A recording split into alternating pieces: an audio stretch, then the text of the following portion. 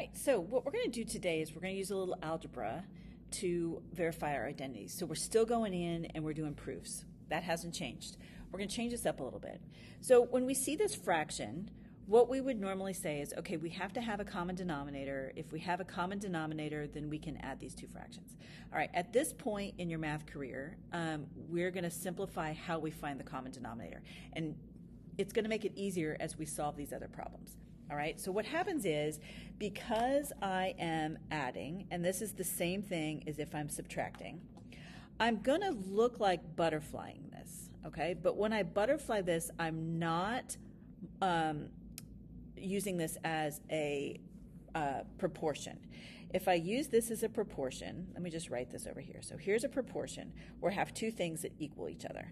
And normally we have a variable in there. So I'm just going to, for right now, just to make it easy, I'm going to put a variable in here. So we would multiply these two together and we would say 3, and then I multiply these two together and I say equals 4x. Now I can do that because I have this equal sign that's in the middle. That wouldn't be 4, it'd be 8x. Sorry, y'all. So I have this equal in the middle, so I multiply these two together, and then it equals these two, okay?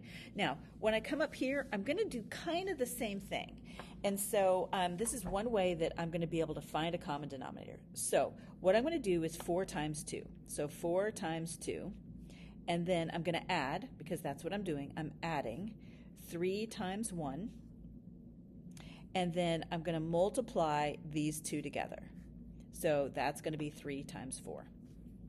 All right, so 4 times 2 is right here, 3 times 1 is here, and then 3 times 4 on the denominator. So what I end up with is 8 plus 3 over 12. And this whole thing simplifies to 11 over 12. So here's what we're doing again. Because I'm adding, that's where this adding goes right here. It's different than this. I'm not setting anything equal to each other. This is not a proportion. Right? But this is a simple strategy for solving something like this. Okay? So what I have is that I'm going to add these two things together. So if I add them together, I'm going to multiply this guy here. So cosine times 1 is cosine theta. And now I'm going to add, that's this add right here, and I'm going to multiply these two together. So sine times 1 is sine theta. And I'm going to multiply this denominator here, and this denominator here is going to be cosine theta times sine theta. Now, this doesn't tell us anything, but this strategy is going to help us a lot as we solve some of these others. And so what we're doing here is we're just practicing how we can multiply this to verify the identity. All right, so let's look at this next one. So same thing here.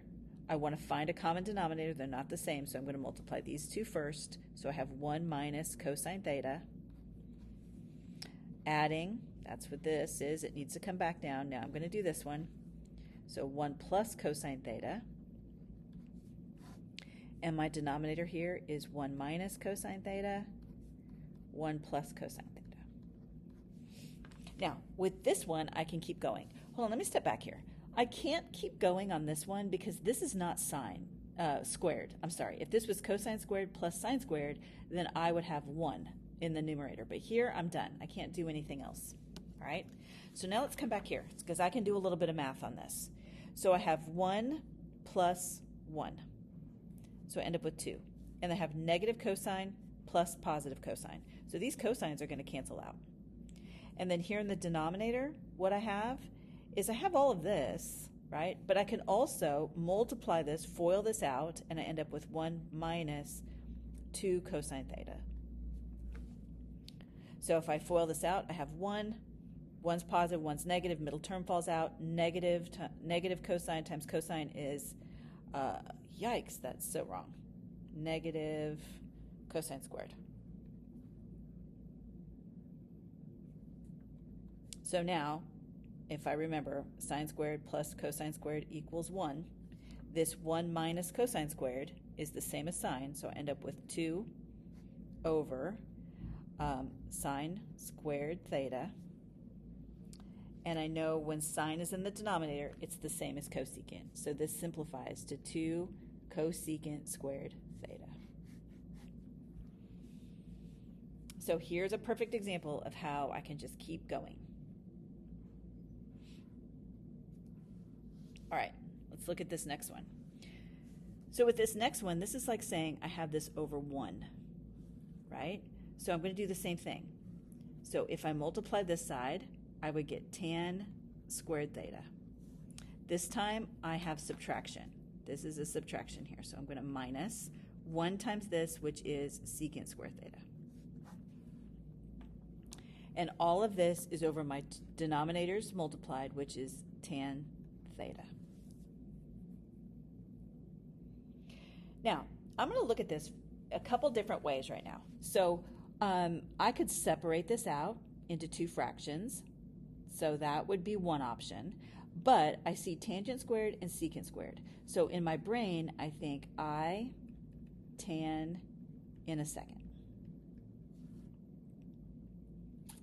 So what happens if I move this tangent over? I have 1 equals secant squared minus tangent squared. All right, well that's opposite of what I have here. I have tangent squared minus secant squared. So how do I make this look like this? If I multiply this whole thing by -1, so I multiply the whole thing by -1, then what I have is -1 equals tangent squared minus secant squared. So what that's saying is that this numerator right here becomes -1 over tangent. Now, how did I know to do that? I saw tan and secant, so I tan in a second. So in my brain, this is squared and this is squared. So because these are both squared, I know that it's this Pythagorean ID. So I went over here and just did the math to make sure it's not 1, it has to be -1. And what do I know about tangent in the denominator? It's the same as cotangent. So this thing becomes cotangent theta. Okay, again, how do I know all this? Practice. Is there more than one way to do this? Absolutely. I could have separated this out and this would have been tangent, and then I would have gone over here and I would have done the math on this, and at the end of the day, I'm going to end up with negative cotangent. Okay, so let's see. I guess I'm going to do the same thing here. So what I have is cotan theta, right? I multiply this plus tan theta all over cotan theta, right? Because this is 1 over 1, so when I multiply these two together, I end up with just cotangent. Well, nothing's squared. So if nothing's squared, then what I want to do is I want to use this strategy of separating my fraction. So I have cotan theta over cotan theta plus tan theta over cotan theta. This one's easy. This is 1. And now what I have here is 1, and I can go either direction. Doesn't really matter. Let me do this as 1 over, I'm going to separate this out. I'm going to say sine over cosine. Lots of different ways to do this part of it. And then this is going to be cosine over sine. All right? So if I flip this, I have sine over cosine times sine over cosine. Okay? So this gives me, remember I'm adding, this gives me sine squared over cosine squared. And I know that sine over cosine is tangent, so this becomes tangent squared. All right, so this is squared and this is squared. Hopefully what you see is I tan in a second, so this becomes secant squared. Now, what I could have done is I could have gone right back here. This is what I was going to do in the beginning, and then I decided to do it the more complicated way just so you could see all the steps. But the other way that you could have done this is you could have said, all right, what I have here is tangent theta over 1 over tangent theta, right? Because cotan is 1 over tangent. And so then when I do the math on this, it goes straight to tangent squared. So again, more than one way to do this. All right, here's the last one, and we already did this, so I'm trying to, I guess we're just going to come up with a different ID. So let me do this. So here's what I have. So I have cosine theta plus this direction sine theta over cosine theta sine theta. All right, so if I keep going on this guy, my strategy here, nothing squared, so my strategy is break my fraction out. So I have cosine over cosine sine plus sine over cosine sine. So now what I see is my cosines cancel, and over here my sines cancel. And so what this leaves me is 1 over sine plus 1 over cosine, which is exactly what I had up here in the beginning. And so I'm just going to simplify this one more time, and I'm going to say cosecant theta plus secant theta. And that doesn't give me anything because neither one of those are squared.